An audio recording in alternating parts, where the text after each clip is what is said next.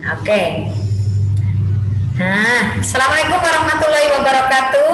Ini kayaknya sudah banyak yang join ini, tapi ada beberapa suara yang belum masuk. Nggak apa-apa. Kalau Bapak Ibu memang merasa ingin menghidupkan kamera, nggak apa-apa. Kalau malu atau misalkan lagi kegiatan sibuk ya dimatikan, nggak apa-apa. Halo Kak Novelia, Kak Ika dan sebagainya, Kak Setiawati semuanya. Untuk kelas CD ini spesial ya, jurusannya hanya PGSD saja, tapi mentor sampai kewalahan karena kelas yang satunya itu jurusannya banyak sekali. Dan tapi semua sudah tercover dengan baik. Ini nanti Kak Yunina dan Kak Jenny akan menyampaikan tentang PGSD. Nah, PGSD itu biasanya 5 mapel yang akan diujikan di dalam P3K, tapi tak lepas dengan pedagogik. Makanya nanti apapun soalnya itu biasanya kita kemas dengan penambahan di pedagogiknya. Terutama ini Kak Jenny ya, mentor terbaik yang selama ini memang mengemas bagaimana Bapak Ibu digiring untuk mengerjakan soal-soal tentang keguruan, karena sekarang guru lagi booming banget, guru masuknya P3K di tahun ini ya. Jadi silakan untuk teman-teman kok merasa aduh kurang nih Kak Yunina suplemennya, kakak-kakak butuh yang namanya aplikasi, kakak-kakak bisa juga pesan di kami ya untuk produk aplikasi smart apps-nya. Walaupun di bimbel ini nanti diberi, tapi nanti akan launching produk baru dan tentunya kita kemas dengan kemasan yang lain. Dan misalkan kakak-kakak kok pengen jadi reseller, boleh banget bisa hubungi nomor saya untuk tambahan tabungan Anda atau apalah, silakan. Misalkan untuk kegiatan sampingan dan sebagainya, kakak bisa reseller, tugasnya hanya mempromokan saja. Jadi simple banget, mempromokan link dari kami, flyer dari kami, dan nanti untuk proses transaksinya kami yang mengirim langsung ke customer atau user. Bapak Ibu yang kami hormati, untuk bimbel kali ini di tengah pandemi COVID seperti ini, Bapak Ibu masih tetap kami lanjutkan dengan online ya, dan itu tidak mengurangi kapasitas kami, karena nanti Bapak Ibu tetap kami beri soal-soal dan sebagainya untuk latihan dan juga untuk pembahasan hari ini. Nah, Bapak Ibu yang kami hormati, di sini kami sudah memberikan materi untuk hari ini kemarin IPA IPS, tetapi ternyata dari mentor biar matang lagi pemahamannya di matematika, jadi kita tetap memberikan tentang matematika juga. Nah Bapak Ibu, untuk slide ini Bapak Ibu sudah tampil ya, jadi sekarang kita akan membahas tentang apa yang akan nanti dibahas oleh Kak Yunina dan Kak Jenny. Di sini kakak-kakak semua nanti akan diberi soal teknis, jelas ya, karena kakak-kakak itu harus memiliki kompetensi profesional. Nah, kompetensi profesional itu adalah kemampuan penguasaan materi, ya. Ya, ini kecil lagi yuk. Oh, jangan rasa gede. Nah, jadi untuk penguasaan materi pembelajaran itu secara luas dan mendalam itu memungkinkan membimbing siswa Anda, sehingga siswa Anda itu ya memiliki standar kompetensi yang ditetapkan oleh Standar Nasional Pendidikan atau SMP.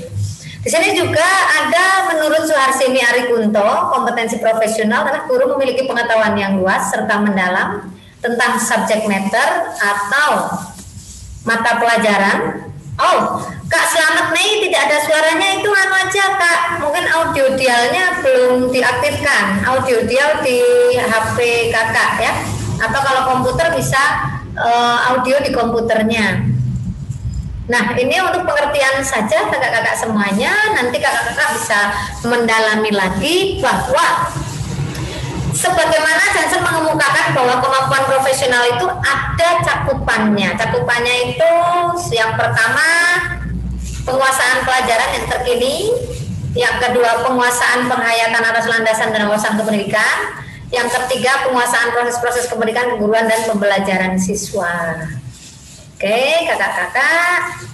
Untuk selanjutnya di sini kemampuan yang harus dimiliki guru selain di abad 21 seperti ini ya, biasanya guru-guru itu banyak sekali yang merasa kurang dalam menguasai materi ya. Makanya ASN zaman now itu sekarang kita diharuskan dan diwajibkan untuk bisa menguasai materi. Nah, materinya itu apa saja ya sesuai teknis yang kita kuasai. Misalkan kakak-kakak menguasai teknis PGSD ya. Di sini kan kita kebanyakan PGSD ya. Nah, kalau PGSD itu berarti lebih ke bagaimana Anda menguasai 5 mapel yang ada di KSD-an. Jadi Bapak Ibu semuanya itu biasanya harus menguasai ini. Yang pertama, menguasai materi struktur konsep pola pikir keilmuan. Yang kedua, menguasai SKKD. Yang ketiga, mengembangkan materi ajar. Yang keempat, mengembangkan keprofesionalan. Yang kelima, memanfaatkan teknologi informasi dan komunikasi. Untuk selanjutnya di sini Bapak Ibu, kompetensi profesional dalam menguasai materi bidang kakak-kakak semuanya. Ini kemasan soalnya nanti untuk tes P3K itu semuanya soalnya HOTS.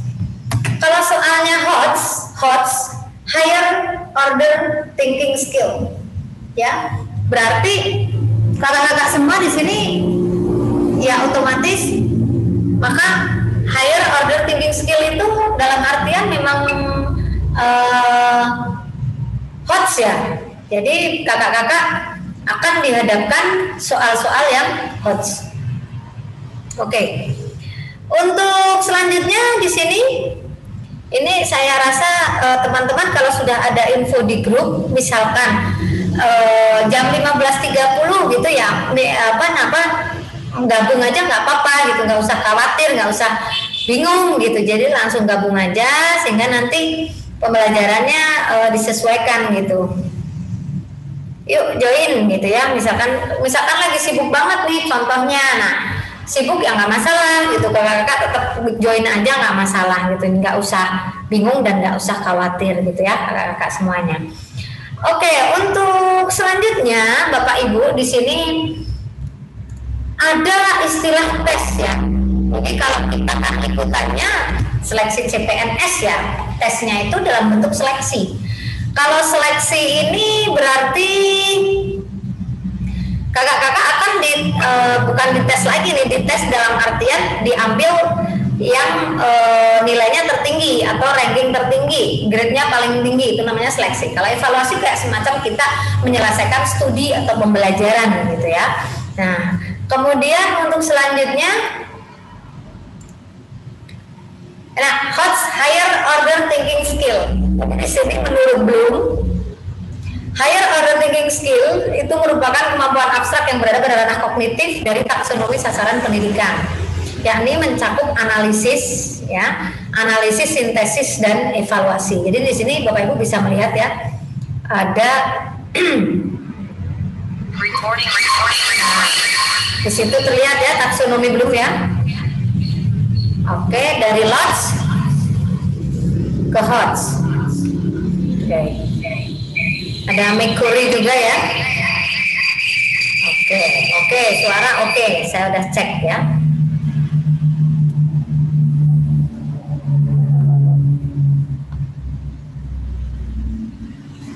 Oke, di sini Bapak Ibu silakan saya beri waktu untuk melihat ya taksonomi Bloom LOTS ke HOTS dari lower alias low, rendah ke yang high ya. Nah, di sini Bapak Ibu bisa melihat bahwa taksonomi untuk Bloom ini dia dari pengetahuan yang sekedar mengetahui, kemudian memahami, aplikasi, analisis, sintesis, kemudian ke evaluasi. Oke, untuk selanjutnya strategi belajar menghadapi P3K. Gimana sih caranya kakak-kakak memiliki strategi untuk belajar menghadapi P3K? Gimana sih Kak Yulina caranya biar kita bisa belajar menghadapi P3K nih? Karena kita kan banyak sekali info ya yang mengatakan P3K diundur dan sebagainya gitu ya. Tapi kita nonsen dengan itu semua sih, dengan info-info yang ada menurut saya nggak usah terlalu itu banget gitu. Tetapi di sini kita melihat di sini ada triknya, kerjakan P3K tahun lalu. Nah ini nanti kita kasih juga materi-materi ya sebagainya gitu.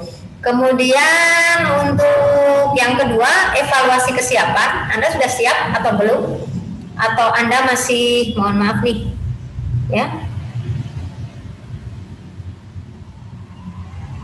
Nah Kemudian elaborasi bahan materi review. Ntar Anda sudah gabung di bimbelnya Smart Apps kan, otomatis Anda sudah bisa mengelaborasi berbagai macam bahan materi atau bahan ajar. Kemudian kalau bisa buat jadwal review. Jadi Anda semua harus punya jadwal belajar, buat diskusi bareng-bareng dengan teman-teman gitu ya. Kemudian review basic itu adalah basic fundamental untuk skill. Jadi bisa perkenalan konsep seperti mind map, ya, latihan soal review teori lebih detail, latihan soal-soal lagi, review materi soal ya yang mendalam seperti itu. Kemudian tryout mandiri, jadi evaluasi kelemahannya juga. Nah, di tryout ini nanti Smart Apps memfasilitasi teman-teman semuanya. Dengan apa Pak Yunina? Kita kasih aplikasi Smart Apps P3K yang luar biasa. Ya, hanya di bimbel kami aja nih yang dikasih seperti ini. Oke. Di sini ada contoh soal pedagogik ya. Bu Ani, nah di sini ya. Bu Ana mendapati bahwa siswa-siswanya memiliki gaya belajar kinestetik badani atau body kinestetik. Bu Ana hendak melakukan pembelajaran tekanan pada zat. Pembelajaran yang sesuai yang mana nih teman-teman dari opsi A, B, C, D. Nah, kalau di Zoom teman-teman bisa memanfaatkan fitur kolom chat ya, CHAT. Kolom chat itu digunakan untuk apa Kak Yunina? Untuk menjawab, misalkan Anda mau nulis jawabannya A, B, C, D atau E gitu ya teman-teman ya. Nah, di sini apakah A meminta siswa membaca materi tekanan zat dan menggarisbawahi kata-kata penting, atau B menugasi siswa secara berkelompok untuk menelusuri internet tentang efek ketinggian, atau C menunjukkan gejala tekanan, mendiskusikan konsep tekanan dan berlatih soal tekanan pada zat, atau D meminta siswa menyelidiki pengaruh luas permukaan benda terhadap kedalaman jejaknya bila ditaruh di atas plastisin, atau E memfasilitasi kenyamanan belajar tekanan zat dengan memperdengarkan musik dengan volume yang terlalu keras. Wow, musiknya didengerin terlalu keras, gimana ya rasanya ya? Oke, teman-teman, kita akan melihat, ya betul sekali jawabannya D ya teman-teman. Jadi orang memiliki cara berbeda dalam menyerap dan mengolah informasi. Selanjutnya disebut jadi kayak gaya belajar gitu. Jadi ada yang gaya belajarnya itu rileks dengan musik misalkan, atau pengen sesuatu itu secara efektif dan cepat selesai. Yuk, soal selanjutnya Anda bisa nulis di kolom chat ya, 1 menit dari sekarang.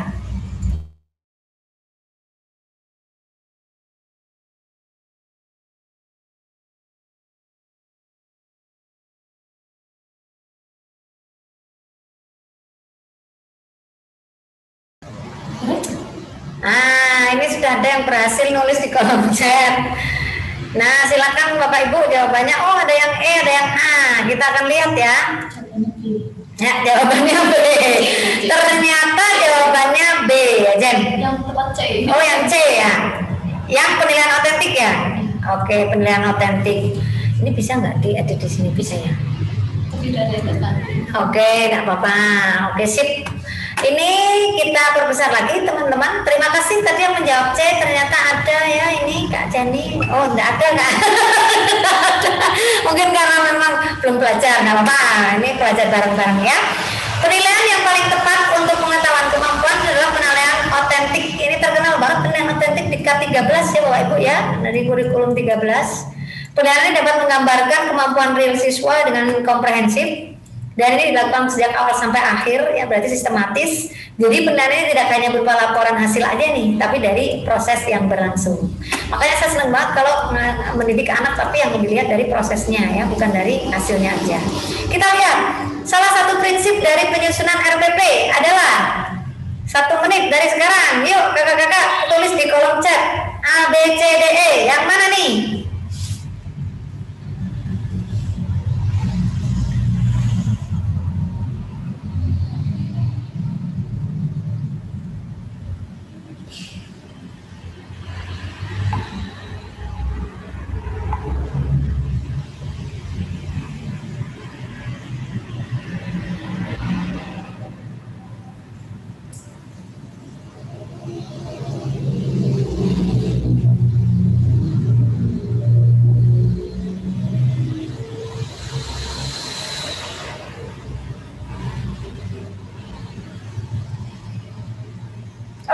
kita akan lihat untuk teman-teman jawab jawab. Ada yang E, ada yang D. Kak Trias ini D ya. Kak Susmi A. Oke. Oke, terima kasih. Untuk selanjutnya di sini kita akan melihat jawabannya betul sekali ya, B ya. Jadi RPP ini dirancang untuk membelajarkan peserta didik selama jam tatap muka berlangsung. Jadi ini namanya student center learning ya, bukan teacher center. Jadi lebih ke bagaimana kita membelajarkan pembelajaran itu anak aktif dalam pembelajaran. Next, perencanaan pembelajaran yang menekankan pada proses keterlibatan peserta didik secara penuh untuk dapat menemukan materi yang dipelajari dan dihubungkan dengan suatu kehidupan sehari-hari sehingga mendorong peserta didik dapat menerapkan dalam kehidupan mereka. Mana nih strategi pembelajaran yang tepat? A, B, C, D, E. Yuk. Wow. Ya, Kak Susmi A, Kak Safaatul E, C, Kak Ari C. Yuk yang lainnya. Ya, ini udah cepet-cepet banget ya Kak. Trias C, bagus sekali. Yuk terus. Ya, kita akan lihat jawabannya teman-teman. Di sini jawaban yang tepat adalah kontekstual ya. Kenapa? Karena di sini ada cirinya. Di sini ada DL ya, discovery learning. Model pembelajaran melibatkan siswa secara aktif untuk mencari dan menyelidiki suatu permasalahan sehingga siswa dapat menyimpulkan konsep dari pembelajaran yang telah dipelajari. Kemudian yang kedua adalah kontekstual atau CTL. Di sini kalau CTL itu lebih ke kontekstual teaching learning ya. Berarti teman-teman di sini bisa melihat bagaimana kita mendorong anak untuk tahu tentang situasi dunianya dia, baru menghubungkan ke pengetahuan yang telah dimiliki dia dalam kehidupan sehari-hari. Jadi kata kuncinya kalau CTL kontekstual ya, dalam pembelajaran kontekstual itu ada di dalam kehidupan anak sehari-hari. Kalau kooperatif, nah di sini berarti ada struktur yang sistematis. Ada kerja kelompok, namanya kooperatif berarti dia bekerja sama. Kemudian untuk problem solving, kata kuncinya adalah masalah-masalah yang real. Ini dapat dipecahkan agar anak bisa berpikir kritis or critical thinking. Next, di sini ada PBL. PBL itu project based learning. PJBL. Jadi di sini ada juga sebenarnya ada juga dua ya, PBL sama PJBL ya. Nah, kalau yang ini project, kalau project berarti ada PJ-nya. Kalau problem based learning bedanya itu PBL. Jadi untuk K13 kita biasanya ke SD-an, PGSD itu ada dua, yang satu PBL, yang satu PJBL. Nah, kalau PJBL ini kata kuncinya ada project yang dihasilkan oleh siswa. Kalau problem based learning temannya PBL, ini berarti dia memecahkan masalah-masalah problem dalam dunia nyata yang dihadapi siswa. Ada lagi yang namanya inquiry. Itu mendapatkan informasi jelas, dia ada kata kuncinya eksperimen. Jadi memecahkan masalah. Nah, mantep ya, lebih mantep lagi ya. Sekarang kita lanjut ke next number. Saat merancang pembelajaran, seorang guru ingin menyederhanakan konsep prinsip hukum yang kompleks sehingga dapat memperjelas penyajian pesan secara tertulis. Media apa nih para guru yang tepat? Silakan.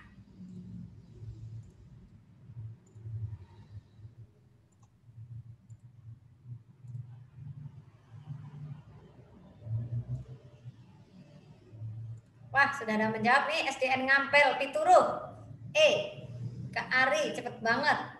Ada dokter juga ini, murid saya, bimbingan. Ternyata ada dokter juga ini ya, PGSD tapi ternyata dokter. Kak Susmi A, Kak Setiawati A, Kak Trias A. Oke, kita akan lihat untuk jawabannya ya Bapak Ibu. Jadi Bapak Ibu yang tidak bisa berangkat ini juga nggak bisa ikut kegiatan ini juga nanti ada rekamannya. Jawabannya A, Bapak Ibu, Bagan. Loh, kok bisa ya? Nah, di sini untuk menjawab soal ini memahami pengertian keunggulan kelemahan media. Jadi di sini ada juga, sebentar, ini kenapa jadi foto ini Jen? Media apa yang paling tepat diperoleh untuk guru? Ya, yang paling tepat Bagan ya. Nah, ini hanya untuk mempertajam aja ya. Oke. Oh iya, ternyata ini ditambahin lagi ya teman-teman biar tahu ciri-cirinya. Media foto sifatnya konkret. Pernah lihat foto ya Bapak Ibu ya, dapat mengatasi batasan ruang. Kemudian di situ juga lihat ada juga jadi ketawa sih Jen, kamu Jen. Di sini juga membatasi ruang dan waktu. Wah, ini yang sering selfie dimasukin Instagram ya. Itu ya. Kemudian mengatasi keterbatasan pengamatan, dapat memperjelas suatu masalah dan murah harganya, kecuali kalau dia ambilnya pakai DSLR ya, itu mahal. Di sini gambar foto terlalu kompleks, autentik, sederhana, ukuran relatif menyesuaikan ruang. Kemudian di sini juga ada lagi sketsa. Sketsa itu gambar sederhana, draft kasar yang melukiskan bagian-bagian pokok tanpa detail. Sketsa. Kemudian ada lagi diagram. Kalau diagram kita identikan kalau di matematika itu kadang ada diagram batang, diagram garis gitu ya. Nah, itu ada garis, ada simbol, ada skema. Nah, di diagram ini yang dimaksud ini bisa jadi media juga. Kak Novelia bisa tidak coret-coret ya? Terima kasih. Kita akan menuju ke selanjutnya. Ini ada lagi bagan chart, ini yang jawaban tadi ya Kak ya. Sepertinya hanya seperti media grafis yang lain, kalau syarat bagan ini jelas harus dapat dimengerti oleh anak. Anak itu berarti siswa kita. Sederhana, lugas, tidak rumit atau tidak ribet, kemudian diganti pada waktu-waktu tertentu. Nah, ada lagi juga bentuk media lain berupa grafik. Suatu media visual grafik ini gambar sederhana menggunakan titik-titik garis atau gambar. Grafik disusun berdasarkan prinsip-prinsip matematik dan menggunakan data-data komparatif. Jadi di sini teman-teman, untuk media grafis ini dikatakan baik jika ada ketentuan ini. Ini penting banget buat kita ketahui. Jelas dilihat seluruh siswa, hanya menyajikan satu ide saja, ada jarak ruang kosong antara kolom-kolom, warna yang digunakan kontras, berjudul dan ringkas, sederhana, mudah dibaca, praktis, menggambarkan kenyataan, menarik, jelas, dan teliti. Oke, mantap sekali ya. Kemudian teman-teman untuk kelas C dan D, di sini ada APE, alat permainan edukatif. Biasanya alat yang digunakan anak ini bisa bermain sambil belajar. Alat bermain ini merupakan sarana belajar yang menyenangkan. Ini biar anak-anak tidak bosan saja sih sebetulnya. Next, soal berikutnya. Seorang guru merancang evaluasi dengan mendasarkan pada indikator dan tujuan pembelajaran yang sudah ditentukan di RPP. Evaluasi tersebut dimaksudkan untuk menentukan hasil dan kemajuan belajar siswa. Maka jenis evaluasi yang tepat yang mana nih, teman-teman? Ada tulisan indikator tujuan pembelajaran di RPP. Formatif, sumatif, selektif, diagnostik, penempatan. Kita akan lihat. Wah, ternyata cepat sekali. Ini Kak Ari ini kayaknya cepat banget ini ya. Ari Purwantio ini ya. Ini responnya cepat sekali. Kemudian ada juga Kak SD Negeri Kaliurip. Ini mungkin menggunakan akun SD ya. Tidak apa-apa. Ada yang C, B, B. Oke, tidak masalah. Kak Ika.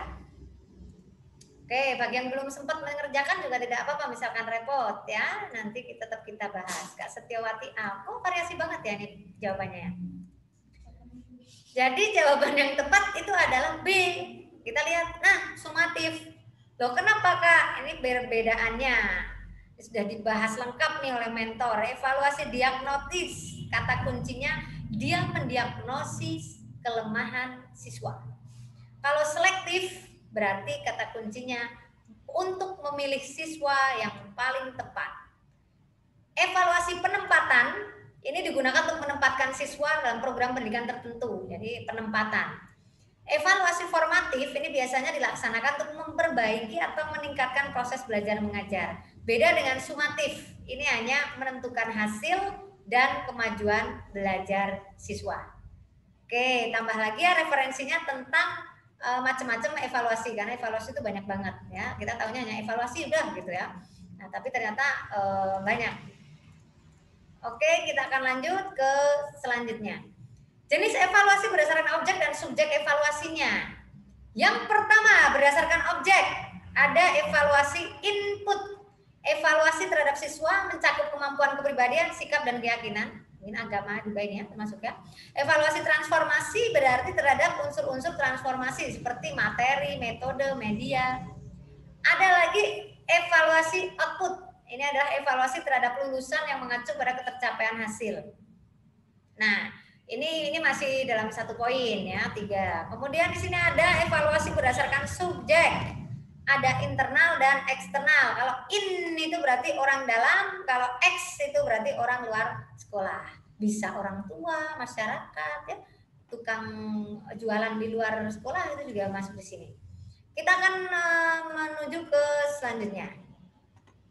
Yuk, 1 menit dari sekarang. Seorang guru mencari materi dan media dari internet saat menyusun RPP.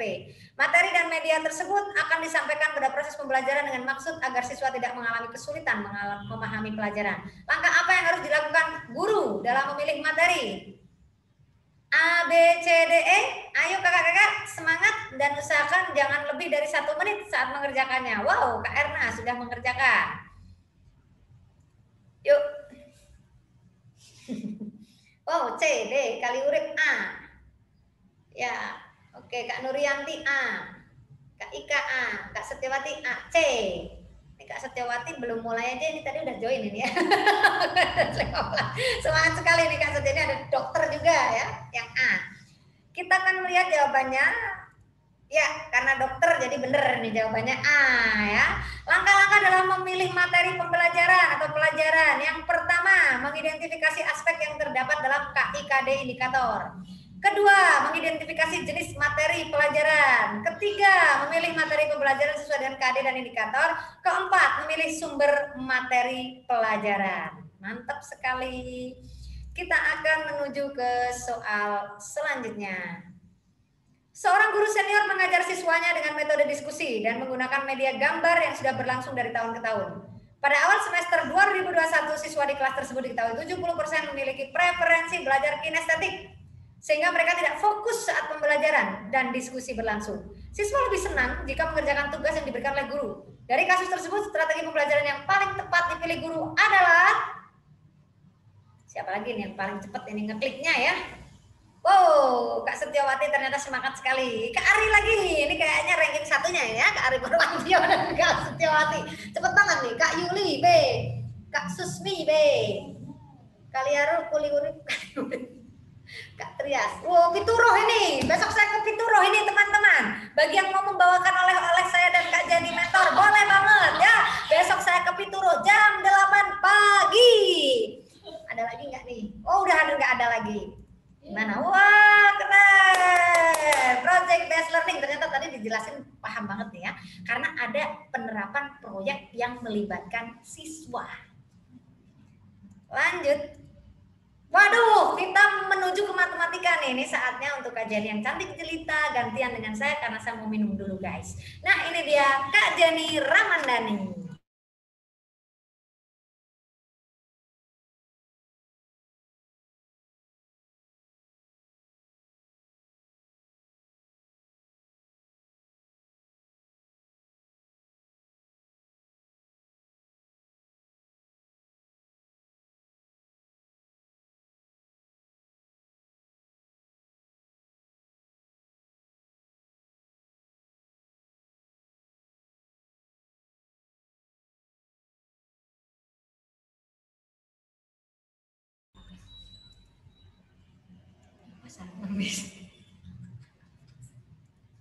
Hola, assalamualaikum. Melanjutkan, ayo semangat. Kita lanjut ke matematika PGSD. Kita masuk ke profesional, oke? Nah, matematika PGSD yang pertama, kalau tadi sepertinya pedagogik cepat, jangan sampai kalah. Yang matematika PGSD jangan kalah cepat, oke? Lanjut, matematika PGSD. Yuhu.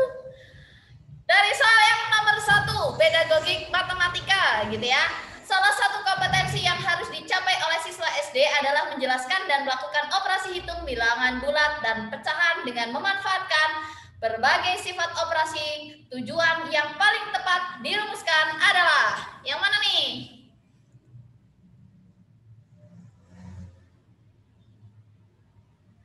Wah, apakah A? Wih, cepet banget nih Kak Ari.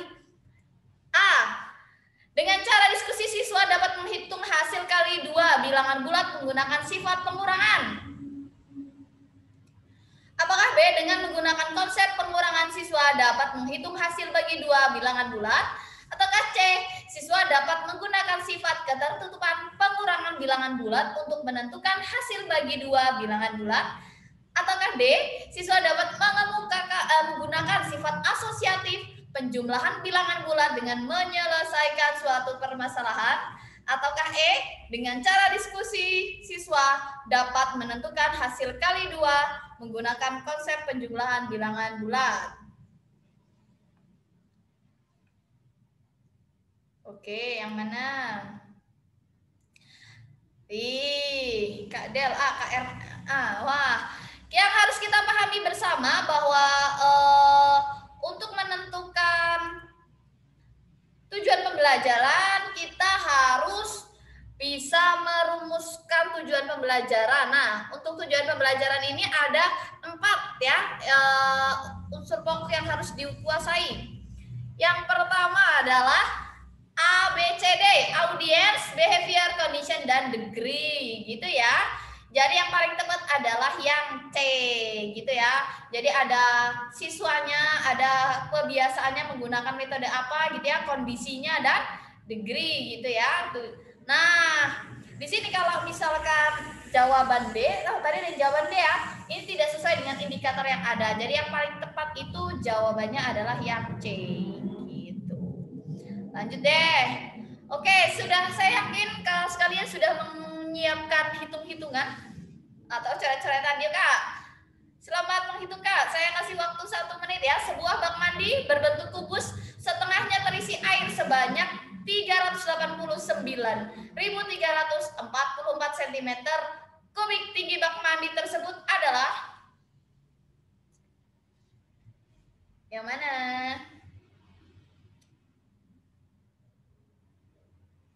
Ayo, sambil dihitung. Apakah A 89, B 92, C 98, D 102 atau E 112? Nah, ini wah, Kak Setiawati yang B.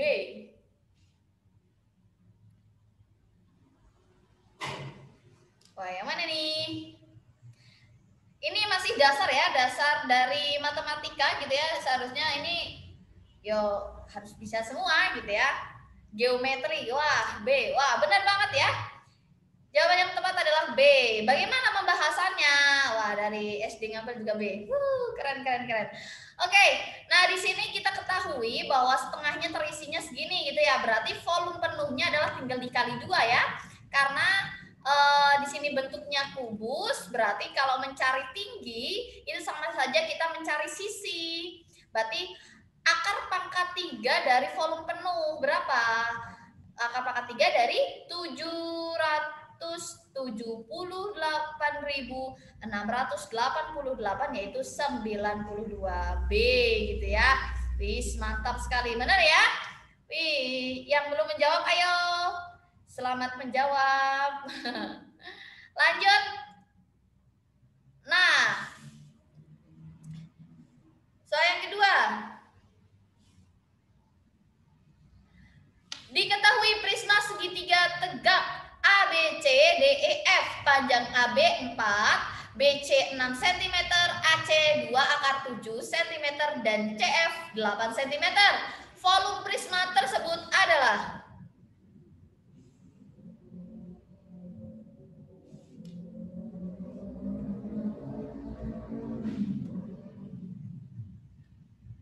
Oke, D, bismillah. Bismillahirrahmanirrahim. Semangat Kak Ari. Yang lain? Yang mana?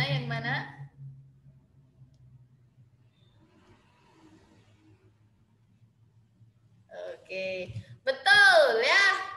Jawabannya adalah D, 48 akar 3. Oke, saya akan jelaskan secara perlahan ya. Nah, kita ketahui prisma segitiga di sini adalah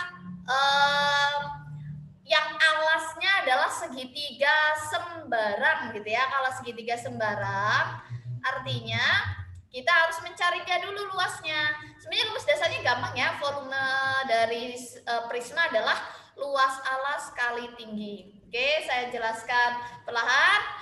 Kalau misalkan mencari luas segitiga sembara, kita cukup hafalkan rumus ini. Luas alas itu akar S kali S dikurangi A, S kurangi B, S kurangi C. Gitu. Oke, untuk mencari S bagaimana? Kita cari dulu kelilingnya. Kelilingnya itu A tambah B tambah C, keliling alasnya. Berarti A berapa? 4 tambah 6 tambah 2 akar 7. 4 tambah 6, 10 ditambah 2 akar 7. Oke, pelan-pelan dari sini. Lalu S-nya itu setengahnya. Berarti apa? Setengah dari 10, 5, setengah dari 2 gitu ya. Ini kali ini gitu ya. Jadinya 5 plus akar 7. Mencari luasnya berarti gampang ya, tinggal S-nya dimasukkan 5 plus akar 7. Yang kedua 5 plus akar 7 dikurangi A. A-nya berapa? 4. Berarti dikurangi 4. Lalu 5 plus akar 7 dikurangi 6. Yang ini ya. Lalu 5 plus akar 7 dikurangi 2 akar 7. Sudah deh, yang bisa dikurangkan yang tidak punya akar gitu ya. Yang sama-sama tidak punya akar, misalkan 5 dikurangi 4 berarti 1 gitu ya. Lalu 5 dikurangi 6 negatif 1. Lalu 5, oh ini adanya akar 7 sama min 2 akar 7 berarti negatif akar 7. Oke, saya kumpulkan 5 plus akar 7 yang ini. Wah, hidup ini kelihatannya. 5 plus akar 7 dikali 5 min akar 7. Kita tahu A dikurangi B dikali A ditambah B itu jadinya sama dengan A kuadrat dikurangi B kuadrat. Oke, berarti 5 kuadrat berapa? 25. Akar 7 kuadrat tuh 7 dikurangi ini ya. Berarti ya kalau ini sama yang ini. Akar 7 kali akar 7, 7 gitu ya. 1 kali 1, 1. Oke, 25 dikurangi 7, 18, 7 dikurangi 1, 6. Dikalikan berarti 108, berarti 6 akar 3 gitu ya. Lalu volumenya tinggal dikali 6 akar 3 kali 8, 6 kali 8, 48 akar 3. Betul sekali tadi Kak Ari, jawabannya adalah D gitu. Sip, mantap, semoga bisa dipahami ya. Wah, Kak Sarinda oke, jangan coret-coret Kak. Wah, sip, mantap. Kak Setiawati juga bener. Keren, semoga nanti kedepannya juga bisa ya. Kita lanjutkan. Yo. Abi, Bio, Cui, dan Dio membagi 114 buah jeruk. Abi menerima 10 buah lebih banyak daripada yang diterima Bio. 26 lebih banyak daripada yang diterima Dio. Dan 32 lebih banyak daripada yang diterima Cui. Jadi banyaknya jeruk yang diterima Abi adalah, yo, yang berapa nih? 73, 63, 63, 43, atau 33? 1 menit dari sekarang. Nah, manfaat kita belajar. Oh, yang C, 53. Kak Del, C. Wah, cepat sekali dia menghitungnya. Wah. Ayo lo Kak Indah, jangan coret-coret Kak Indah. Kak Indah ya, jangan coret-coret ya. Yo, masih saya tunggu yang belum menjawab.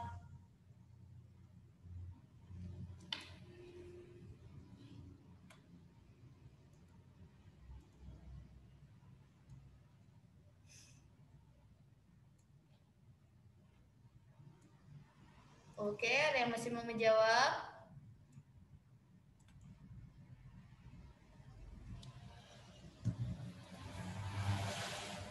Sip. Oke. 2 aja nih yang jawab nih. Oke, coba bismillah C. Yo. Nah, betul banget jawabannya C ya. 53 buah. Benar ya. Jadi nanti di sini kita buat dulu model matematikanya. Kalau yang bio itu A dikurangi 10.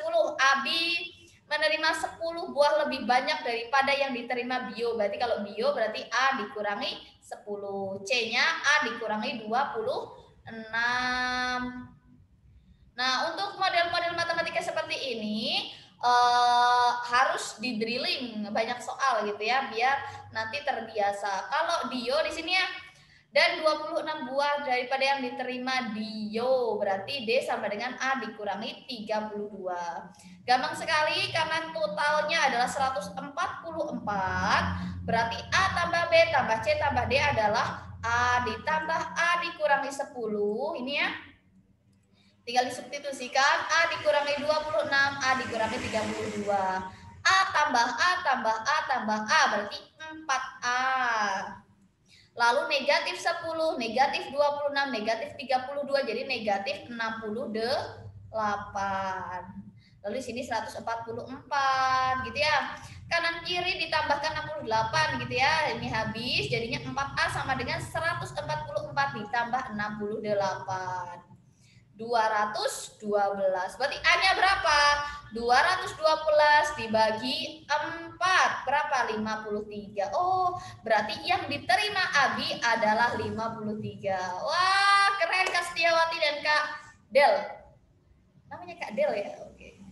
Keren, Nis. Betul ya? Yang paling tepat adalah yang C.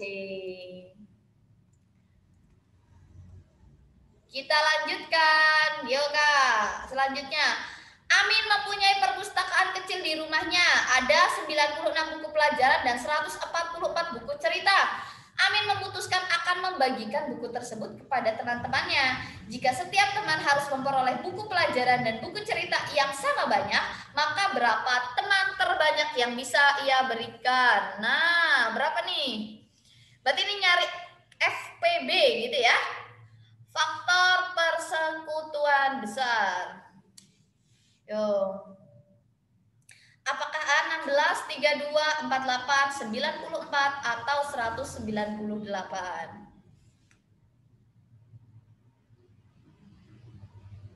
Yo.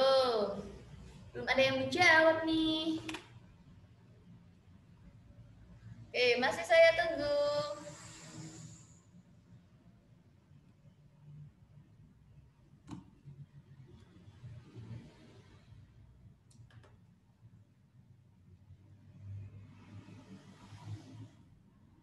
Ayo, halo. Harusnya lebih mudah ini ya, berarti istilahnya lebih bisa ya. Ayo Kak, semangat Kak.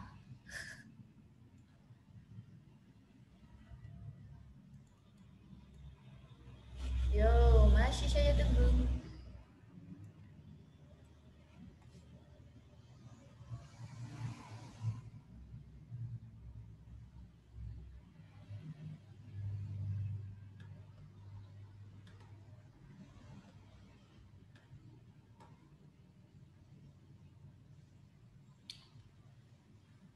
Wes pusing J, ampun pusing Bu. Ayo. Enggak, ini enggak pusing ini. Ini soal FPB ini kelas 3 juga udah dapat. Ayo Kak, semangat. Wah, dari SD Ngampel B, Kak Sri Yulia Stuti B. Oke. Sip. Apakah benar 32 B? Oke, kita lihat. Jawaban yang paling tepat adalah yang C. Ayo, cara mencari FPB-nya bagaimana? Nah, saya jelaskan perlahan ya. Untuk mencari FPB. Nah, kita harus bisa mencari faktor prima. Kalau saya pakai ini boleh, ada yang Kak, saya biasanya nggak pakai cara itu, boleh. Wah, Kak Setiawati C, benar nih. Wih, mantap Kak Setiawati nih ya. Nah, pertama adalah 96. 96 itu faktor primanya berapa? Kita boleh pakai pohon faktor. Yang 96 bagi 96 dibagi 2 gitu ya. Jadinya 48 dibagi 2. Nah, boleh pakai seperti ini, boleh. Jadi nanti ditemukan bahwa 2 pangkat 5 kali 3 faktor 5 dari 96. Lalu 144, 2 pangkat 4 kali 3 pangkat 2. Kalau mencari FPB kita harus mencari yang bilangannya sama, ini 2, ini 2, ini 3, sudah sama. Lalu diambil pangkat yang lebih kecil, berarti 2 pangkat 5, 2 pangkat 4, ambilnya yang 2 pangkat 4.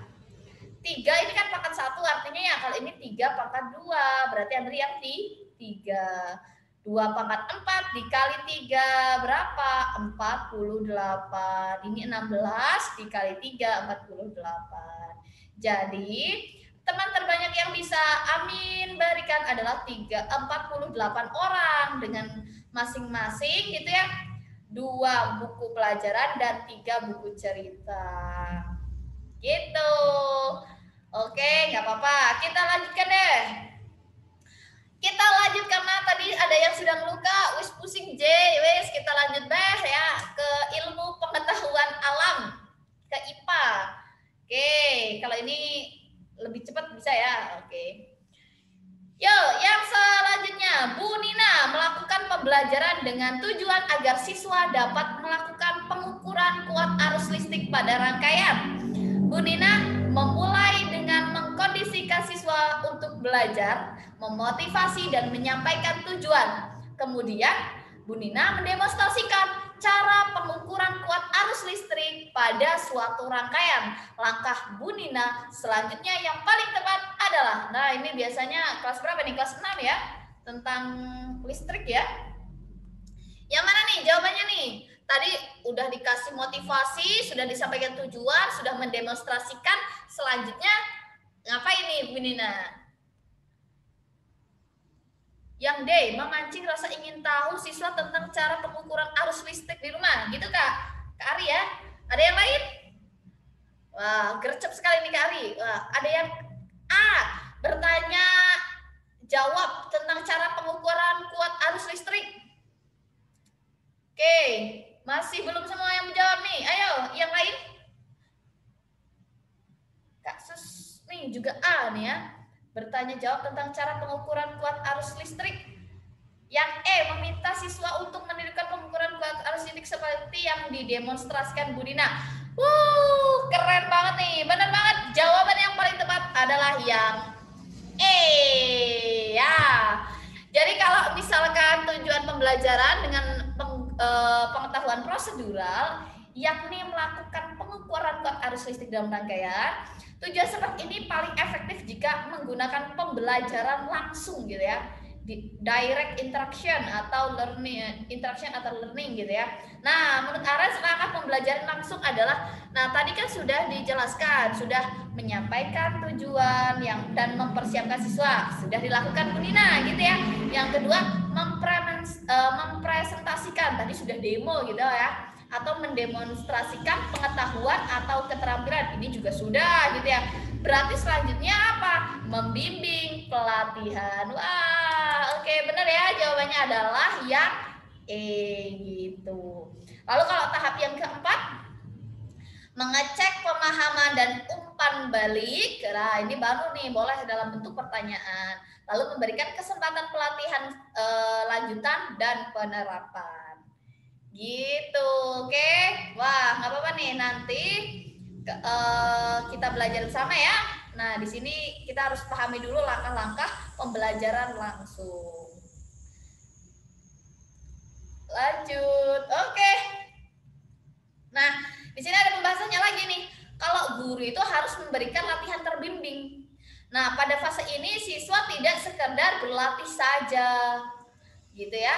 Tetapi siswa harus berlatih di bawah bimbingan guru. Tujuannya diberikan bimbingan adalah agar latihan dilakukan siswa dapat efektif. Setidaknya ada 4 prinsip nih harus dipegang guru saat melakukan latihan terbimbing. Yang pertama, latihan singkat tapi utuh, jangan separuh-separuh gitu ya.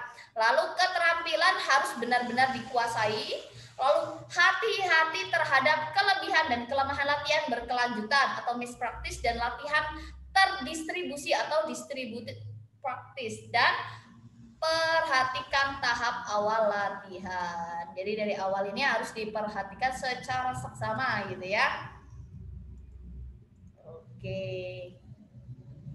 Selanjutnya, pemasangan rel kereta api yang diberikan tanda X dimaksudkan untuk apa? Nih kalau ada gambar seperti ini, tujuan pemasangan rel kereta api seperti ini untuk apa nih? Apakah A,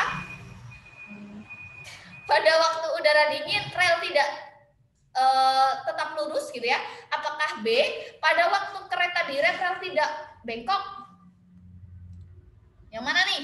Apakah C pada siang hari yang terik rel tidak bengkok gitu ya, atau D pada malam hari yang dingin rel tidak bengkok, ataukah E pada waktu dilewati rel kereta api rel tidak bengkok? Yang mana nih? C pada siang hari. Bener nih, pada yang siang hari aja nih Kak Ari, Kak CSDN ngampel.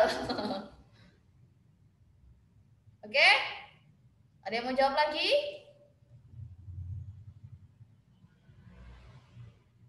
Oke, sip. Benar banget ya, yang paling tepat adalah C gitu ya. Wah, ini kayaknya materi yang sangat umum kalau di IPA ya. Nah, pemasangan sambungan rel kereta api merupakan salah satu contoh penerapan konsep kalor dalam kehidupan sehari-harinya. Pemasangan ini dibuat agar terdapat jarak atau celah antara ujung sambungan agar ketika siang hari gitu ya, tadi benar ya, yang terik terjadi pemuaian pada rel kereta api tidak mengalami pembengkokan sehingga perjalanan kereta api tetap lancar. Ini lancar, malah lancar ini ya. Lancar dan aman. Ya. Oke, sip. Lanjut deh. Oh, nih perhatikan gambar berikut. Pasangan yang tepat antara nama jaringan dan fungsi. Alasan kecocokan antara jaringan dan fungsi pada gambar di samping adalah, kalau tadi materi kalor termasuk materi IPA fisika ya, di SD juga tetap ya ada fisikanya. Kalau biologinya seperti ini. Kira-kira jawabannya yang mana ya? Silakan, saya kasih waktu 1 menit dari sekarang.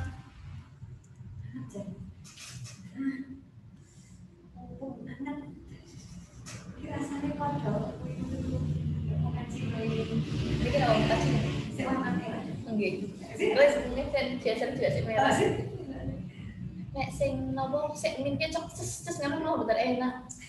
Wis tak salami oplok. Adik hotel. Bapak Yadi. Mam anak nah gimana pulang enggak? Mam sih. Begini lancar lagi. Kamu pernah komentar dia gitu nih? Ada yang nanya, Pak mau pesan, mau minta oleh-oleh apa? Yakin? Jawab, Jen. Aku sampai enggak pesan jam 8 ya. Ya, mending enak. Coba ngomong, Jen. Ngomong. Oke, kita lanjutkan. Yang mana nih jawabannya? D katanya, stomata, fotosintesis, dan mempunyai banyak pori. Oke, yang paling tepat adalah yang A, epidermis, pelindung lapisan selnya tebal. Oke ya, jawabannya adalah yang A gitu ya, epidermis, maka lapisan sel terluar jaringan yang satu ini terbagi menjadi epidermis atas dan epidermis bawah. Epidermis ini mempunyai fungsi untuk melindungi jaringan yang tepat di bawahnya. Nah, kalau jaringan mesofil itu ada dua, ada jaringan mesofil palisade gitu ya, atau jaringan tiang. Yang kedua adalah jaringan bunga karang atau jaringan spons. Kalau keduanya ini sebenarnya mengandung klorofil, tetapi yang paling banyak adalah jaringan tiang yang mengandung klorofil. Nah, biasanya kalau mengandung klorofil berarti di situ adalah sebagai proses pembuatan makanan pada tumbuhan gitu ya. Kalau jaringan spons, meskipun spons atau bunga karang, meskipun di situ memiliki kandungan klorofil tapi sedikit, tapi jaringan ini lebih diutamakan sebagai tempat cadangan makanan gitu. Lalu ada jaringan pengangkut, harus ingat ada dua, ada silem, ada phloem. Kalau silem itu pembuluh kayu, lebih terkenalnya ya. Kalau phloem itu pembuluh tapis. Ingatnya gampang, kalau silem nyilem berarti dia ke air gitu ya. Berarti ini adalah fungsinya adalah untuk mengangkut air dan mineral. Kalau phloem depannya F berarti fotosintesis, berarti mengangkut fotosintesis. Nah, kalau stomata, gampang ya, kita ingatnya stomata untuk pernafasan, respirasi. Kalau jaringan tambahan itu sepertinya kristal dan kelenjar gitu, itu adalah salah satu jaringan-jaringan khusus pada tumbuhan. Lanjut, yo, kalau tadi sudah ada fisika dan biologi, lanjut balik lagi ke fisika, ngitung lagi. Sebuah sendok perak yang masanya 32 gram didinginkan dari 60 derajat Celcius menjadi 20 derajat Celcius. Jika kadar jenis perak 235 Joule per kilogram derajat Celcius, maka besar kadar yang dilepaskan oleh sendok tersebut adalah berapa Joule? Wah, ini tadi udah ada yang udah jawab nih, Kak, udah oleng, Kak. Udah pusing, J. Ada. Kak Setiawati, C. Wah. Ada yang lain? Oke, masih saya tunggu jawabannya. Oke. Yang mana nih? Waduh. Kak Setiawati aja nih yang jawab nih. Oke, nggak apa-apa. Yuk kita belajar bersama ya. Nah, betul banget jawabannya adalah C ya. Kok ada fisika ya Kak SD? Hehehe.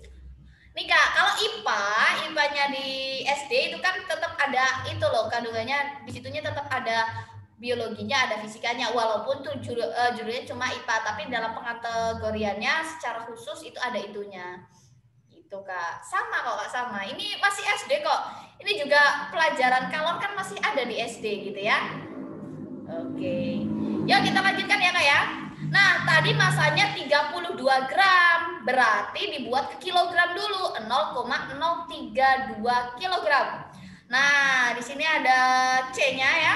C perak atau kalor jenis perak itu 235 Joule per kilogram derajat Celcius.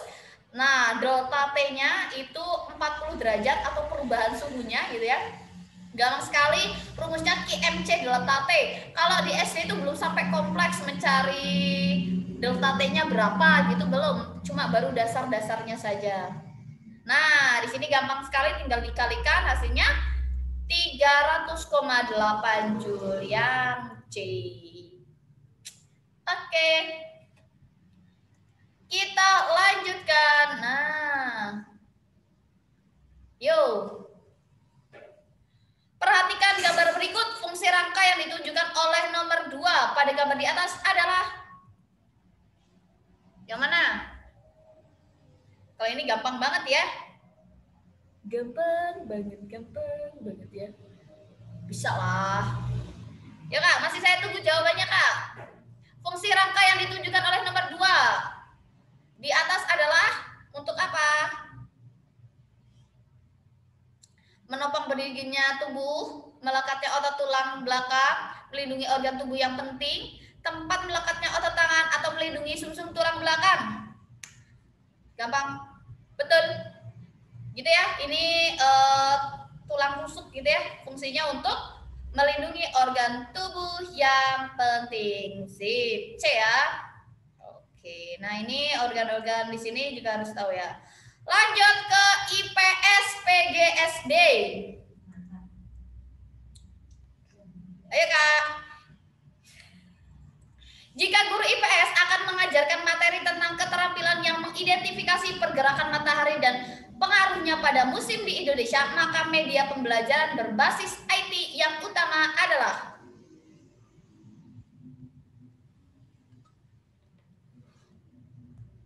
ayo.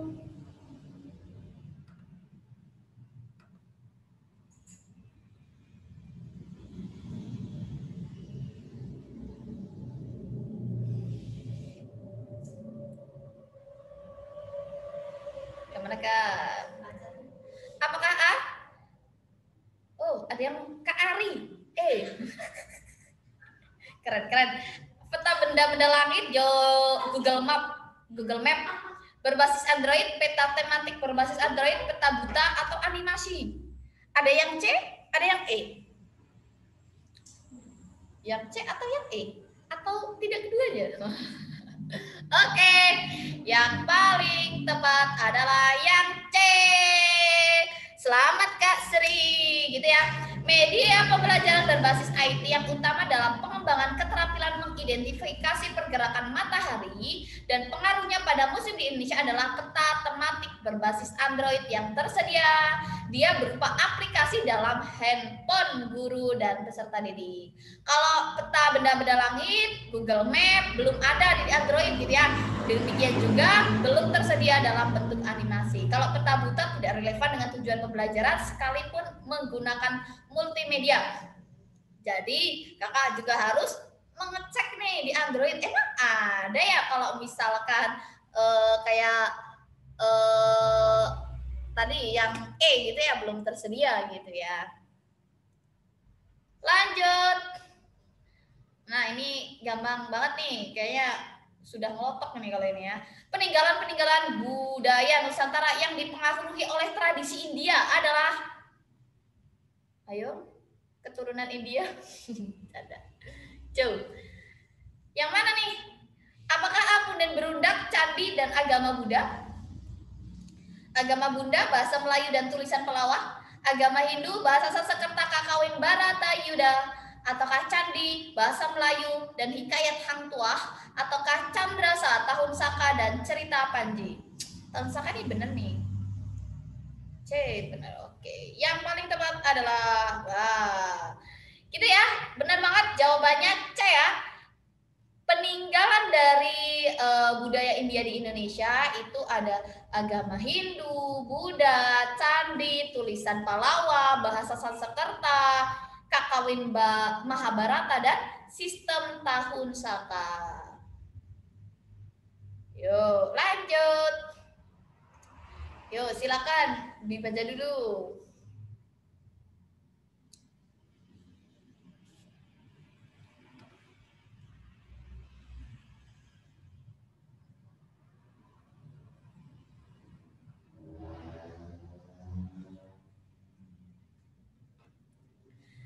Republik Indonesia terdiri atas 17.508 pulau. Benar kan nih? Benar ya. Mempunyai daratan seluas 1,9 juta kilometer persegi dan garis pantai sepanjang 80.791 kilometer serta cakupan laut seluas 3,1 juta kilometer persegi. Di negara ini terdapat pula gunung api yang berjumlah tidak kurang dari 200, berukuran rendah sampai tinggi dan bersalju, sungai-sungai lebar dan panjang, serta danau yang sifatnya bermacam-macam. Walah, sugeram ya Indonesia ya. Letak geologis kepulauan Indonesia berpengaruh terhadap keanekaragaman sumber daya alam. Nah, jangan sampai tertipu dengan soal seperti ini ya. Jangan kebiasaan membaca dari awal sampai akhir membaca seperti saya gitu ya, ngabisin waktu.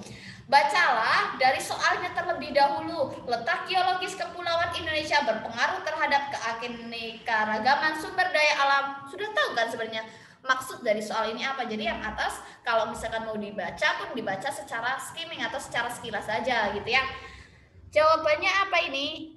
Kak Setiawati, Kak Ari, Kak Sri, Kak SDN Ngampel, kompak sekali. Jawabannya A katanya, keanekaragaman flora dan fauna antara wilayah di Indonesia Barat, Tengah, dan Timur. Sip. Jawaban yang paling tepat adalah A gitu ya. Di sini adalah letak geologis keanekaragaman Indonesia pun menjadi unggulan dunia dan dianggap sebagai salah satu pusat keanekaragaman tanaman ekonomi dunia. Wah, gitu ya. Nih dari jenis-jenis kayunya, gitu ya, jenis tumbuhannya, gitu ya. Nah, di sini juga malahan gini nih.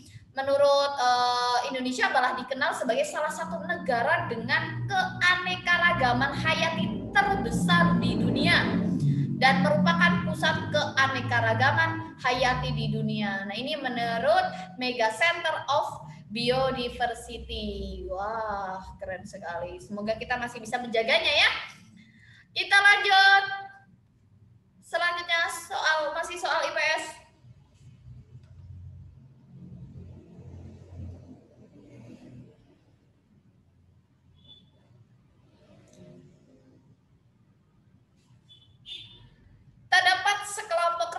yang sengaja meninggalkan rumah dengan rela menjadi anak jalanan. Mereka merasakan kebebasan dan kesetaraan. Salah satu geng punya slogan equality. Salah satu alasan mereka hidup bersama dalam satu kelompok, merasakan dalam satu keluarga, dan merasa saling memberikan kasih sayang. Kasus ini menunjukkan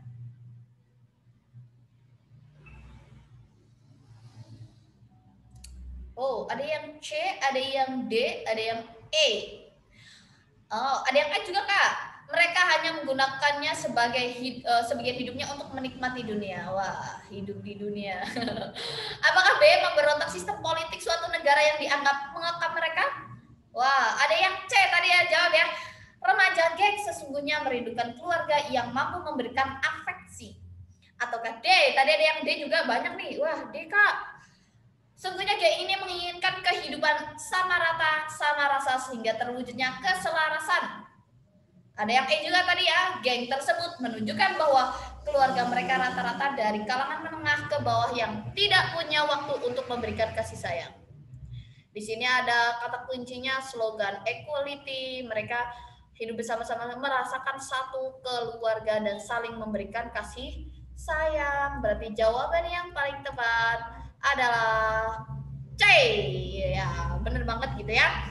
Nah, di sini adalah kita melihat fungsi dan peran kelembagaan sosial dan kehidupan berbangsa dan bernegara yang telah terdapat di tengah-tengah masyarakat kita sendiri gitu ya.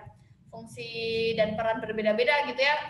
Jadi kalau di sini nanti untuk soal-soal kasus seperti itu kita sesuaikan dengan soal kasusnya baru diterapkan.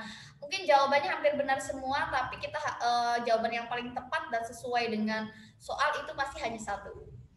Oke, itu dia terkait materi. Ada 3 sub mapel, ada matematika. Nanti untuk matematika secara khusus akan dibahas lebih dalam nanti di pertemuan ketiga ya. Santai saja, yang sudah oleng akan saya tambah olengkan. Enggak bercanda. Agar biar lebih paham gitu ya. Biasanya kalau guru SD kalau misalkan untuk yang tingkat, ya saya tidak merendahkan gitu ya. Karena terbiasa mengajarkan misalkan kelas bawah, untuk itu kan tidak jarang dibahas. Jadi kita akan tetap bahas karena guru kelas itu nanti ujiannya tetap sama gitu ya. Matematika akan kita berikan secara mandiri nanti di pertemuan ketiga. Nanti pertemuan selanjutnya masih ada bahasa Indonesia dan masih ada PKN. Tenang saja. Oke, masih ada waktu, saya kasih kesempatan barang siapa yang ingin bertanya. Bisa ditulis di kolom komentar. Bisa ditulis. Saya tunggu. Oke.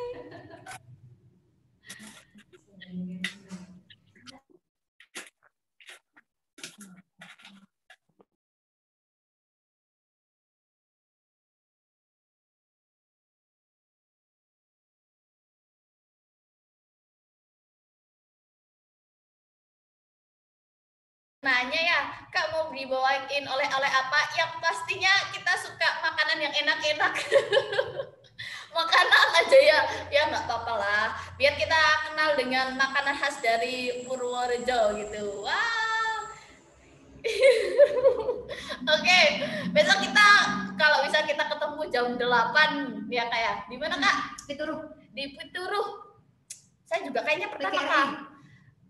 PGRI Pituruh. Kayaknya kita pernah ke sana atau belum? Lupa saking banyaknya Purworejo ya. Tempatnya banyak sekali. Saya sih tanya coba. Oke. Gimana caranya? Ini gimana caranya apa Kak Ari? Oke, kita buka sesi tanya jawab. Alhamdulillah masih. Kak, jangan apa? Jangan.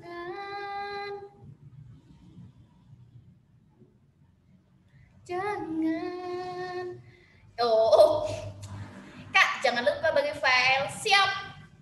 Nanti akan dikasih file dan akan dikasih PR. Saya yakin Bapak Ibu sekalian senang sekali kalau dikasih PR dan dikasih oleh-oleh ya. Ya. Setuju, siap setuju.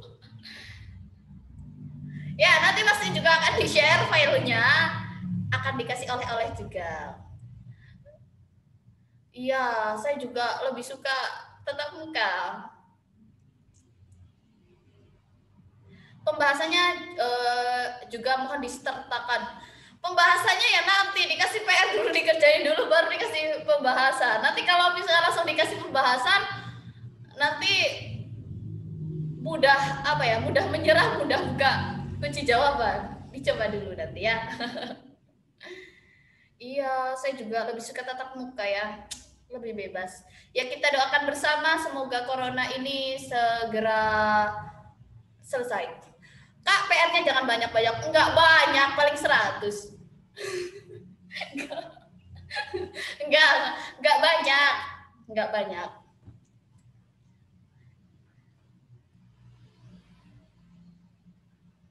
Di PSI PR-nya seharusnya yang banyak, biar semakin banyak apa ya, drillingnya lebih banyak. Sebenarnya lebih enak tatap muka, iya, benar. Biar lebih dekat ya kak ya. Enggak ding.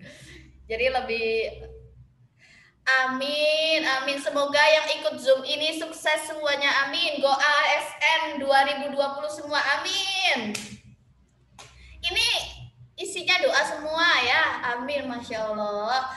Ini tidak ada pertanyaan mungkin terkait pedagogik atau apa gitu.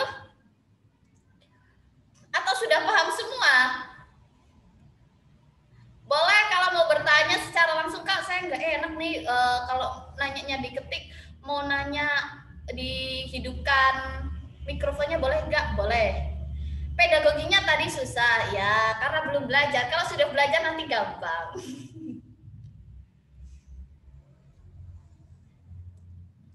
Ya, saya mau kasih tips aja untuk pedagogik. Pastikan kakak-kakak sekalian punya catatan penting. Artinya catatan penting misalkan model-model pembelajaran itu kita kan sudah share gitu ya, tapi tetap dibuat catatan penting yang misalkan dibikin kertas kecil gitu ya. Misalkan kalau misal tentang konstruktivisme itu kata kuncinya apa, terusan misalkan kontekstual kuncinya apa, terusan PJBL, PBL, inquiry. Nah, itu di list masing-masing itu dikasih list. Jadi misalkan kalau ada ini kata kuncinya ini. Kita kan biasa ya menyuruh siswa untuk membuat tulisan atau menulis supaya mereka ingat lebih dalam gitu ya. Kayaknya materi pedagogik belum pernah dikasih. Kan tadi sudah dikasih di awal soal pembahasan. Kayaknya tadi Kak Yunina yang bahas ya, banyak sekali ya. Nanti insya Allah untuk pertemuan selanjutnya tetap akan ditambahkan tentang pedagogisnya. Lebih mendalam lagi tentunya ya. Sudah Kak Setiawati, sampun tadi sudah ya. Sekilas ya cukup banyak ya. Tadi untuk materi pedagogis sudah cukup banyak. Terusan kayak misalkan trik-trik membuat misalkan 4 unsur dalam penyusunan apa? 4 penyusunan tujuan pembelajaran yang ABCD gitu ya. Yang audience, behavior, gitu ya, condition gitu ya, itu degree itu nanti dibikin list, oh harus ada 4 kriteria ini gitu, itu harus coba di apa ini, oh ya kak materi di share siap nanti di share, oke. Oh ya maksudnya sebelum Zoom dikasih dulu jadi kita bisa belajar. Nanti pertemuan selanjutnya di-share dulu baru biar sambil ngeliat. Ya, nanti PR-nya dikerjakan, nggih. Oke. Nanti sudah di-share, jangan lupa dibuka. Jangan minta di-share tapi tidak dibuka. Percuma, tidak ada yang percuma sih. Gak apa-apa ya. Nanti gitu. Gelap banget. Besok nang jam. Nek pas dolan tuku webcam yang mode Lah, tadi punya sudah. Katanya punya yang kecil itu.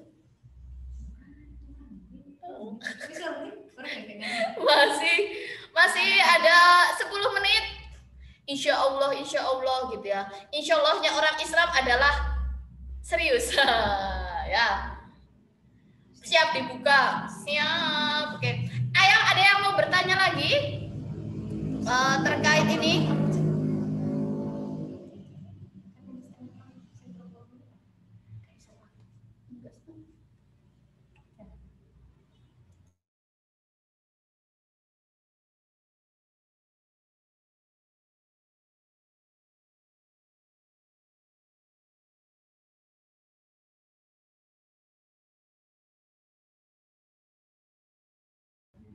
Oke, sepertinya kakak ini masih pada on semua ya. Bagaimana kalau kita latihan soal? Setuju? Setuju? Setuju. Saya akan kalian setuju. Mari kita share terkait soal hari ini ya. Sudah saya kirim lewat WA. Apa judulnya, Jen? Setuju. Oke. Malah salah kirim saya. Pantesan kok dikira belum dikirim. Kimia. Kirim aja terus tanya. Oh gitu. Itu ada 2 file. Satu Saya ya. kasih yang satu isinya Part 1 ya. yang part 1 isinya banyak sekali. Iya, part 2. Berapa menit mengerjakannya? Mengerjakannya berarti karena soalnya cuma berapa ya? IPS cuma PKSD 2 saja. 22 ya? 22 ya. PKSD 2 ya. Nggih. Oke. Bilang aja. PKSD part 2. Dikerjakan PGSD part 2 IPS. Dikerjakan dalam waktu 15 menit saja. Dimulai dari sekarang. Selamat mengerjakan. Off dulu. Udah? Di off dulu. Suara kamu.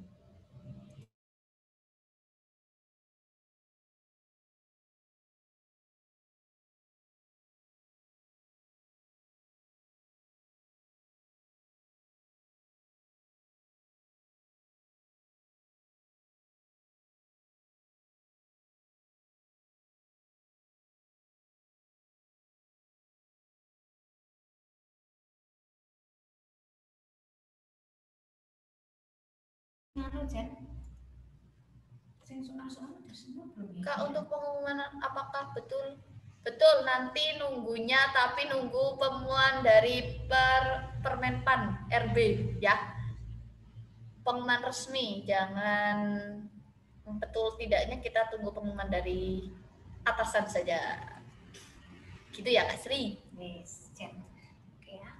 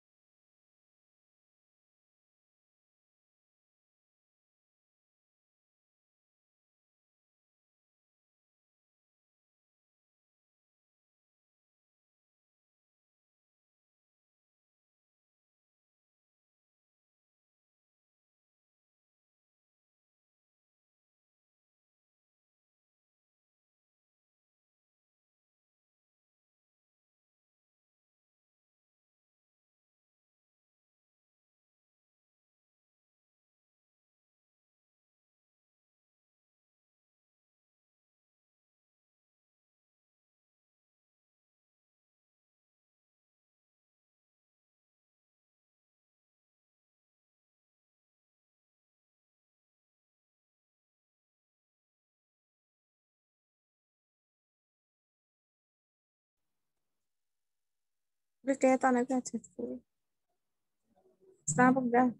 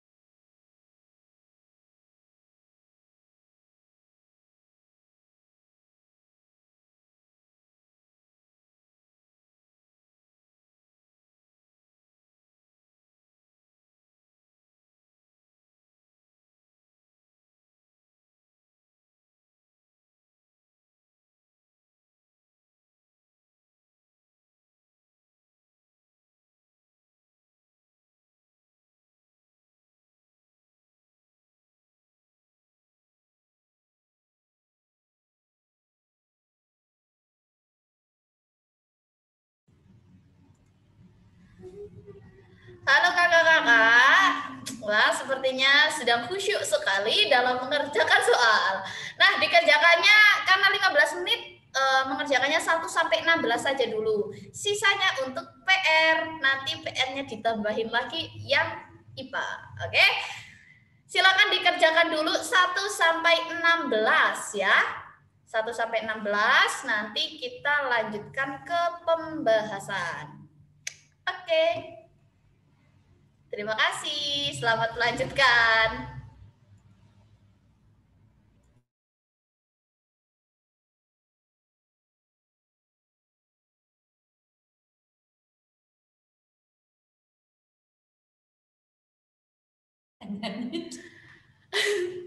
Kak Yanti, soalnya di grup ya Kak ya. Kerjakannya jangan sampai salah. Yang part 2 IPS ya, yang part 2. Oke.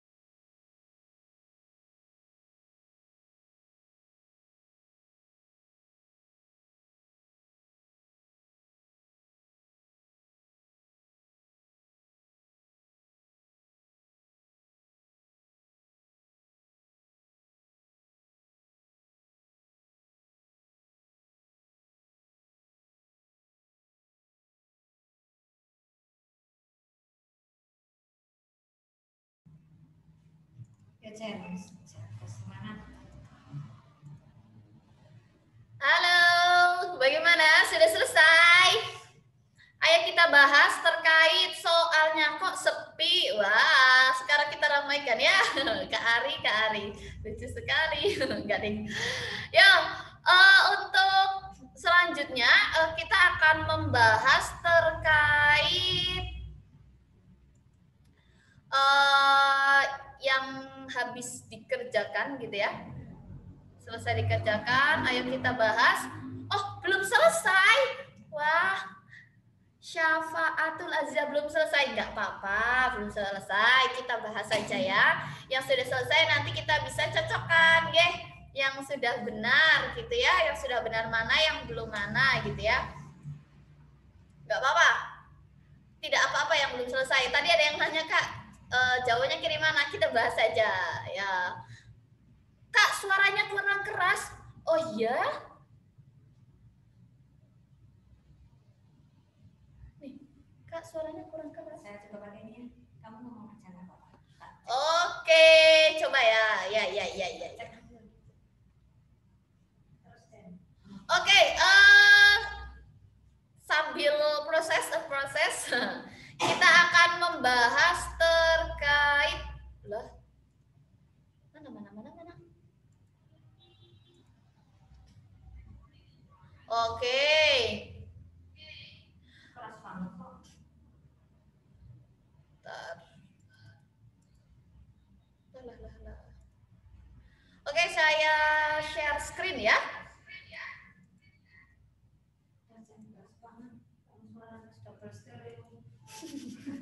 Double stereo.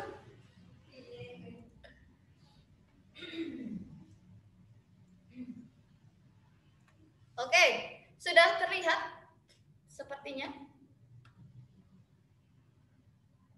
Terlihat sangat jelas.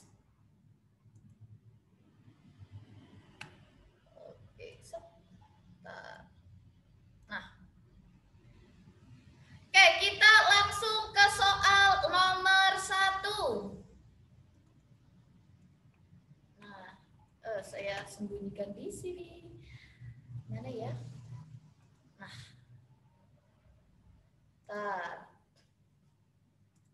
Oke, sudah siap ya jawabannya ya? Oke, kita mulai dari soal nomor 1.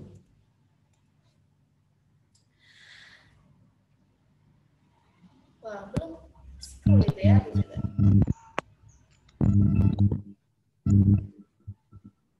Wow. Ada suara apa ini? Oke.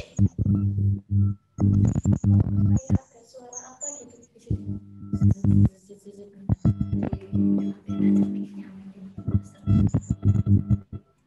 Oh, kirain. Nah, ini bagian merahnya, mute-nya Nggak bisa, oke.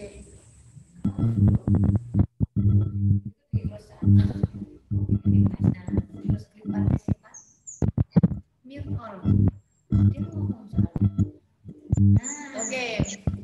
Kak, saya matikan dulu semua itunya ya, mikrofonnya ya, soalnya di mikrofon saya juga jadi mengganggu ini ya. Kok suaranya hilang? Iya, saya belum ngomong.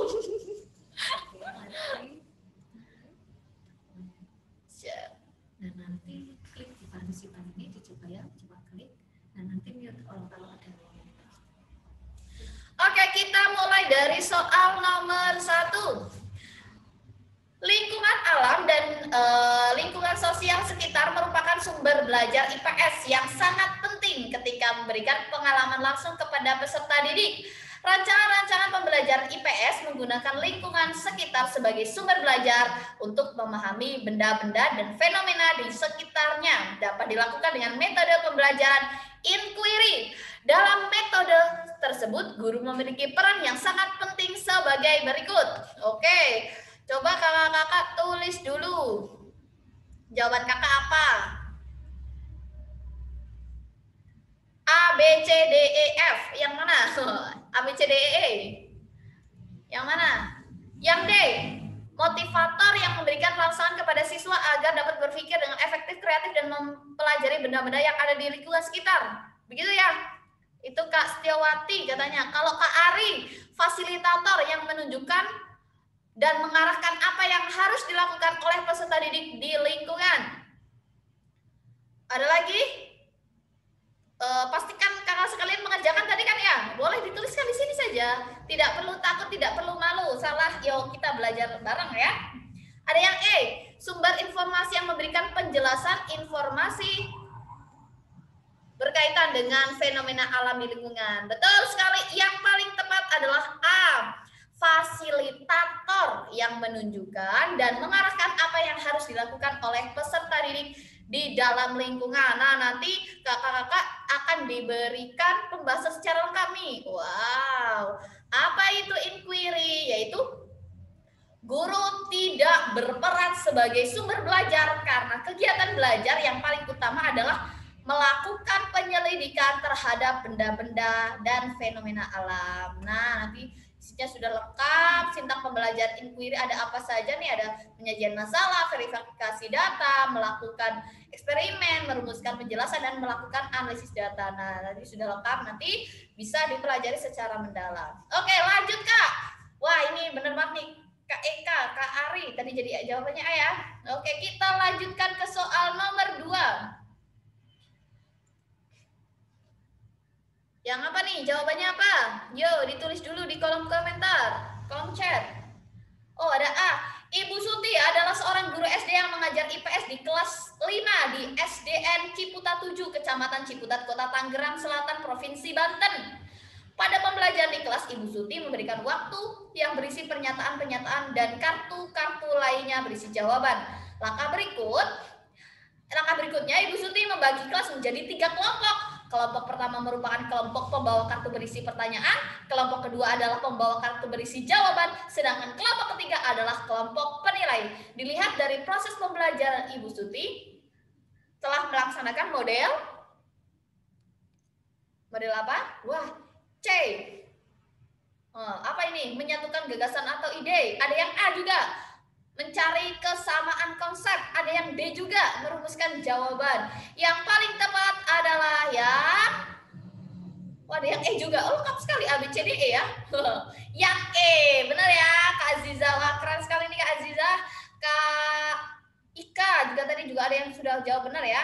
Nah, di sini ya, model pembelajaran adalah perancangan suatu pola yang digunakan sebagai pedoman melaksanakan pembelajaran kelas atau pembelajaran tutorial untuk menemukan perangkat-perangkat pembelajaran termasuk dalam buku, film, komputer, kurikulum, dan lain-lain. Nah, di sini juga sudah dijelaskan secara lengkap. Nanti dilihat saja, dipelajari gitu ya. Nah, tadi itu yang mencocokkan kartu itu termasuk model pembelajaran make a match gitu ya. Di matching kan gitu ya, match. Pembelajaran menggunakan kartu-kartu gitu ya. Kartu tadi di kartu berisi soal gitu ya. Di sini. Lalu berisi jawaban dari soal-soal tersebut. Nah, langkah-langkahnya di sini sudah ada secara lengkap gitu ya. Wih, keren. Yang sudah jawab benar, yang belum benar gak apa-apa. Nanti jadi tahu ada model make a match gitu ya, berkontribusi membantu siswa memahami materi melalui permainan mencari kartu dan pertanyaan gitu ya. Kesannya jadi kelasnya tuh menyenangkan, hidup gitu ya. Sekaligus memberikan keterampilan kepada siswa untuk menilai gitu ya. Nah, keren sekali. Lanjut. Soal nomor 3, tadi sudah nih, jawabannya apa? Untuk mengajarkan siswa pada materi peninggalan kerajaan Hindu-Buddha secara langsung dapat dilakukan oleh guru dengan cara? Yuk, yang mana Kak? Yuhu, masih saya tunggu.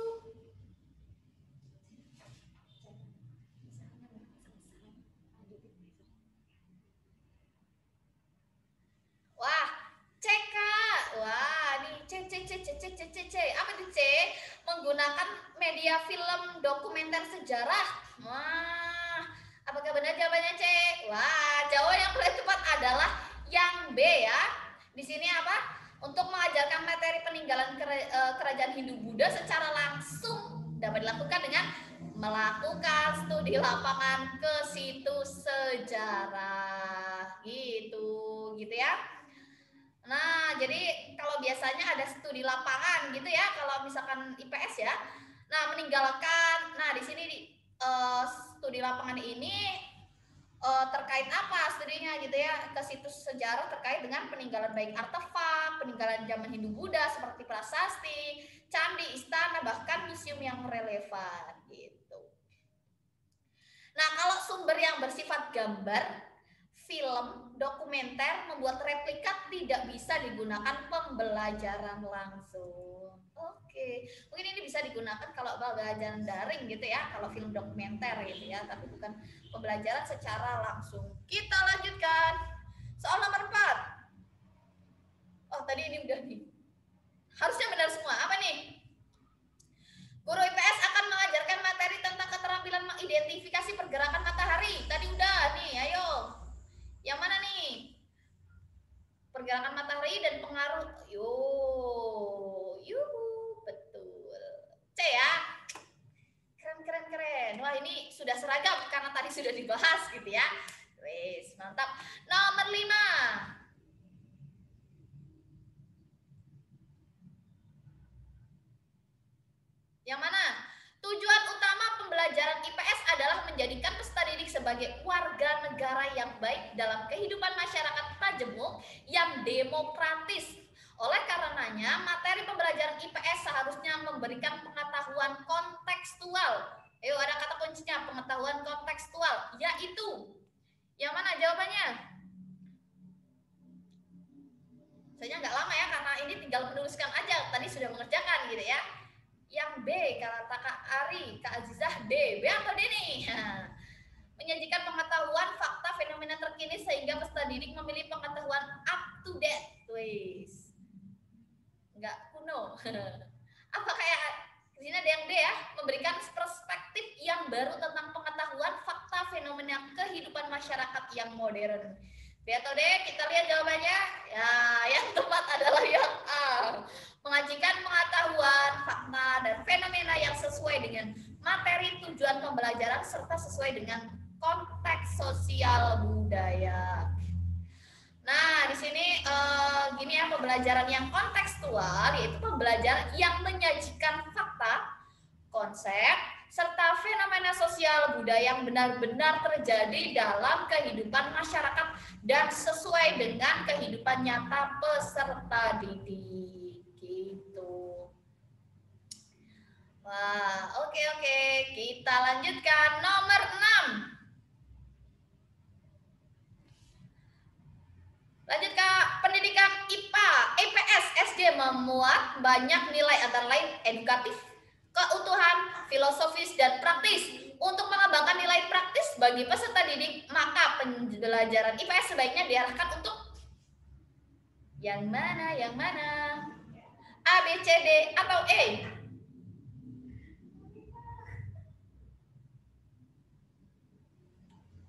Gak usah pikir Kak, ketik saja, tadi kan sudah mengerjakan. Yang E, mengembangkan gagasan ide nilai norma yang berlaku dalam masyarakat ya. Atau yang mana? Wah, Kak SDM ngambil bersama sekali lah. Yang E. Oh, yang C, mengembangkan nilai luhur intelektual yang berkembang pada diri siswa. Yang paling tepat adalah, wah, masih ada yang ini, yang C. Yang mana? Yang paling tepat adalah yang B gitu ya, mampu mengatasi masalah kehidupan di masyarakat secara tuntas dan bijaksana. Oke, sampai 6 saja. Nanti kita akan lanjutkan di pertemuan selanjutnya. Wah, bagi yang tadi Kak saya udah mengerjakan, nanti diteliti lagi ya, biar nanti pas dicocokkan bisa dapat skor tinggi. Untuk PR, untuk yang nantinya kita akan kasih skor biar dikerjakan gitu ya. Sisanya pastikan Kak mengerjakan, oke? Semangat Kak. Kalau tadi yang masih banyak, wah saya banyak yang salah nih. Berarti nanti kalau dikasih PR kan berpikirnya lebih lama gitu ya. Berarti nanti harus benar gitu ya. Oke. Tidak terasa, waktu cepat berlalu. Sampai jumpa di pertemuan berikutnya. Saya doakan semoga kakak sekalian bisa goal ASN 2021. Sukses untuk kita semua. Sukses kita bersama ya. Kak, pembahasan ini besok di-share di grup atau tidak? Yo pasti nanti di-share. Nanti di-share ya, tapi bukan di-share besok gitu ya, tapi setelah kita bahas selesai yang IPS, nanti akan kita share secara lengkap. Oke, terima kasih. Sampai jumpa di kehidupan. Sampai jumpa di pertemuan selanjutnya. Terima kasih. Saya Jenny. Wassalamualaikum warahmatullahi wabarakatuh. Sampai jumpa.